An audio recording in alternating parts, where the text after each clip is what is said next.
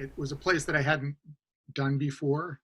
And although I'd written about Aroostook County, the St. John Valley, because it's French, is just a totally different culture.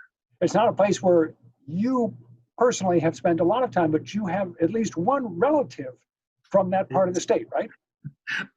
My great uncle was the parish priest in Sanagat, and he was Father Romeo Doiron. I kid you not.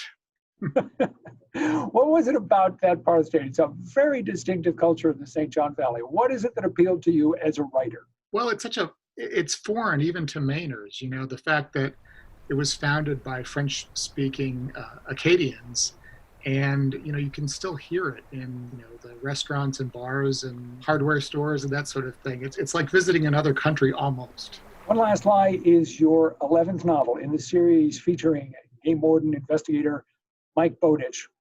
In a nutshell, what's the basic story that you're telling in this book?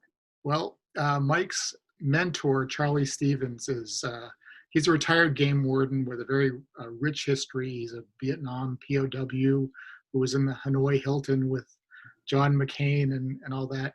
And he's always been Mike's rock, but he mysteriously up and vanishes after he discovers a game warden badge at a flea market in Machias. And Mike's is given the mission by Charlie's wife to go and find him, figure out what this is all about.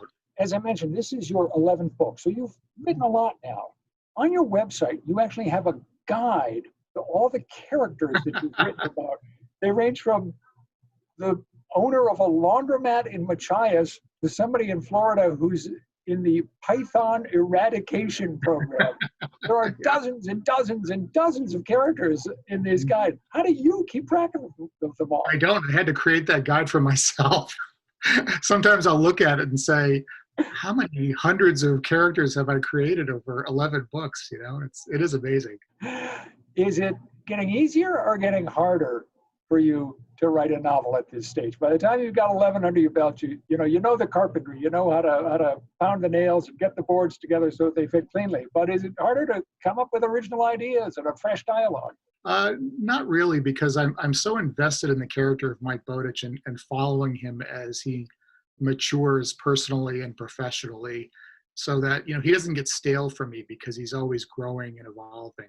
This is the time of year, as the book is launched, when normally you'd be going out, you'd be traveling around Maine and other parts of the country, going to bookstores, promoting the book, talking to your fans. You can't do that this year, right?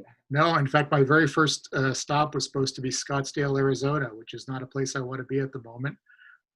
It's sort of a brave new world for an author. I have to do with all this through television and Zoom, and it's a discovery. We're all living in a world where we do these video interviews now, so I can't help but noticing in the background you've got what appear to be a couple of animal skulls that look particularly interesting. What's the story about those?